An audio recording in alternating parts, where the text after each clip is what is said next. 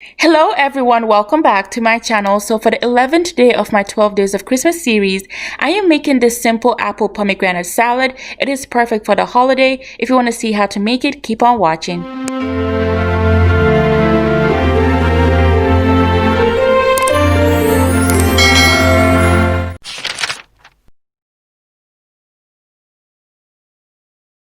Before we start, I just want to apologize for my camera quality. It kept on going out of focus, but let's put our salad together. So for my salad, I am using baby arugula, but you can use any salad of your choice.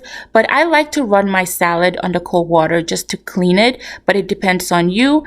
And then for the next part, for our apples, you can use any apples of your choice, but I am using Honeycrisp apple. I like the texture. It has the sweetness to it. So just slice your apples very thin slices and just put it into a nice, beautiful pattern. And for the next part, we're going to pick our pomegranate, and be careful. I made a lot of mess. I stained my entire outfit. You can use the whole pomegranate or you can just do half. And now for our pecans. So you can use any nuts that you like, but I am using some pecans, and you can toast your pecans if you want to, or your nuts. I didn't. I just added it to my salad, and it just adds a lot of texture and crunch to it. And finally, for our cheese, many people use crumbled feta cheese, but I prefer Parmesan cheese on my salad. And whenever I buy cheese, I like to buy the block of cheese because it lasts longer and it just tastes fresh. And I just love the taste of it. And for this salad dressing, I found this recipe online on Pinterest, and I love the salad dressing. It goes well with apple salad as well as pear salad. So I will link the Pinterest link in my description box below.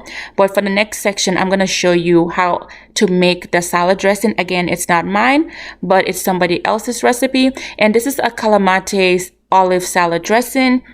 And I'm going to have all the ingredients in the description box below. But I am just adding 3 tablespoons of the olives. But you can add as much as you want. Some apple cider vinegar, some olive oil. You always need olive oil for your salad dressing. And then we're going to go and add in some red wine vinegar. You can use any brand. This is the one I found at the store.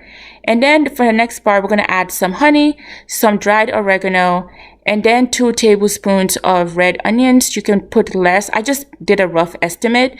Some fresh squeezed lemon juice, and that's 1 tablespoon.